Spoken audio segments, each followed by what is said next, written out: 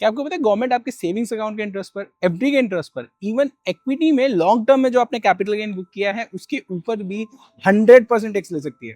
अगर आपकी आईटीआर में भी ये प्रॉब्लम आ रही है ना, तो कोई टेक्निकल एरर नहीं है, actually there is a logical explanation to it कि गवर्नमेंट ऐसा क्यों कर पा रही है।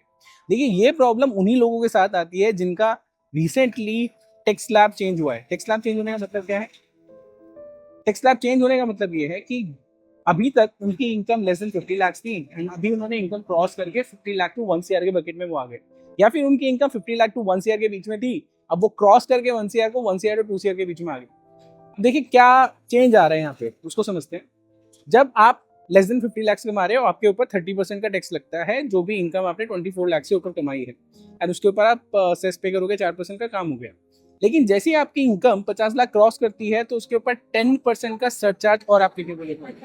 जब वो 10% का सरचार्ज है, वो सरचार्ज कैसे लगेगा? अब एग्जाम्पल से इसको समझो।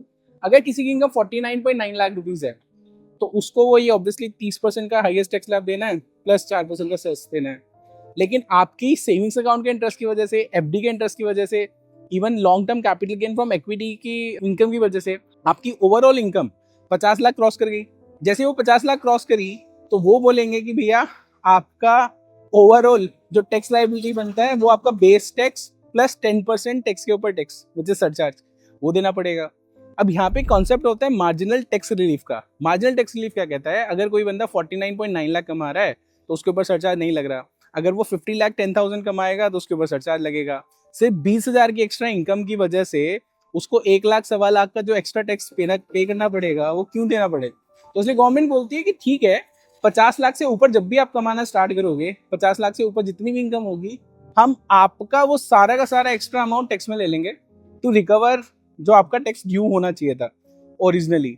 अब वो किसी से भी आ रहा हो, उनको कोई फर्क नहीं पड़ता। वो आपका कैपिटल गेन फ्रॉम इक्विटी आ रहा हो, कैपिटल गेन फ्रॉम डेट आ रहा हो, सेविंग से आ रहा हो, या फिर एफडी के इंटरेस्ट से आ रहा हो, जब तक उनका वो सरचार्ज वाला कंपोनेंट 100% रिकवर नहीं होता, सारी की सारी इनकम 100% टैक्सेशन में रहेंगी और आप पूरा का पूरा टैक्स उनको पे कर रहे होंगे।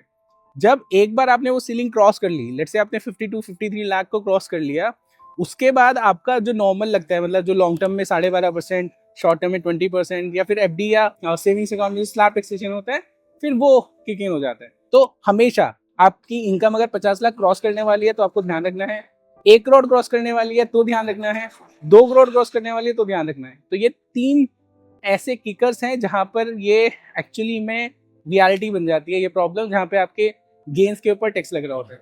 हमने 3 लोगों की इनकम में आईटीआर में इस साल ये देखा है होते हुए, तो I thought of sharing that with you, ताकि अगर आप उसी बॉर्डर के आसपास हो तो आप उसको पहले से उसके लिए प्लान कर लो। कोई भी एक्स्ट्रा गेन ऐसी जगह बुक ना करो जहाँ पे आपका टैक्सेशन 100% गैस पर चला जाए। तो आई होप आपको समझ में आ गया होगा। इसके ऊपर आप एग्जाम्पल की मदद से लाइव पोर्टल में एंट्री करने के साथ साथ इस कॉन्सेप्ट को समझना चाहते हो डिटेल में, तो कमेंट कर देना इंटरेस्टेड। एंड इन आने वाले 3-4 दिनों में आई विल ट्राई कि मैं एक लॉन्ग फॉर्मेट वीडियो जिसमें एक एक चीज़ कौन से सेक्शन के अंदर क्या हो रहा है वो सारा आपको समझा दूँ। अगर वीडियो पसंद आया होगा तो लाइक करना, दोस्तों के साथ शेयर कर देना।